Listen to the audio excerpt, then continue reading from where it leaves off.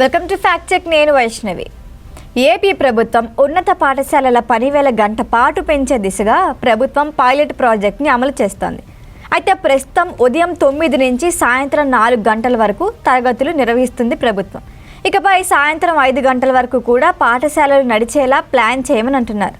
అయితే దీనికోసమే ప్రతి జిల్లాలో కొన్ని పాఠశాలల్ని ఎంపిక చేసుకుంటారు. వాటిని పైలట్ ప్రాజెక్టు కింద కొంత సమయం ప్రకారం నిర్వహిస్తున్నారు. ఆయా పాఠశాలలో సోమవారం నుంచి 30వ తేదీ వరకు, అంటే 1 నుంచి 30వ తేదీ వరకు పైలట్ ప్రాజెక్టు కింద కొత్త సమయాల ప్రకారం నిర్వహిస్తూ వస్తున్నారు. అయితే దీనికి కొత్త పీరియడ్ అంటూ ఏమీ ఏర్పాటు చేయలేదు. ఉన్న పీరియడ్లకే కాస్త టైంని పెంచారు. ఉదయం మొదటి పీరియడ్ ఎప్పుడు 5 నిమిషాలు పెంచి 50 నిమిషాలను చేశారు. అయితే మిగిలిన పీరియడ్లను 40 నుంచి 45 నిమిషాలకి పెంచారు.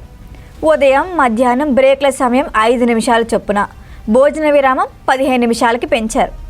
అయితే నెలాఖరు వరకు ఈ విధానాన్ని అమలు చేయాలి అని చెప్పారు.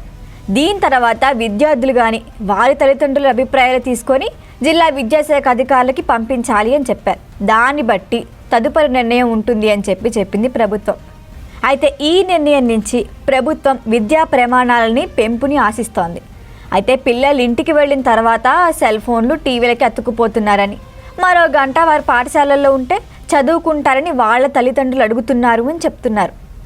అయితే టీచర్లు మాత్రం ఈ నిర్ణయాన్ని వ్యతిరేకిస్తూ వస్తున్నారు. 70% పాఠశాలల్లో గ్రామీణ ప్రాంతాల్లోనే ఉన్నాయి. అయితే 3-4 కిలోమీటర్ల దూరం నడిచి వెళ్లే వాళ్ళు కూడా ఉన్నారు, లేదా సైకిల్పై వెళ్లే విద్యార్థులకి ఇబ్బంది. బాలికలకు ఇది ఏమాత్రం మంచిది కాదని వాదిస్తున్నారు టీచర్లు. అయితే ఏపీలో ప్రైవేటు స్కూళ్ళు ఉదయం 8కే ప్రారంభిస్తారు. సాయంత్రం 5-6 గంటల వరకు కూడా క్లాసులు ఉంటాయి. అయితే ప్రభుత్వ స్కూళ్ళు మాత్రం తక్కువసేపు పనిచేస్తున్నాయి. 5 గంటల వరకు స్కూల్ నిర్వహించడం అనేది సమస్య అవుతుంది అన్నది ఉపాధ్యాయుల ఆలోచన.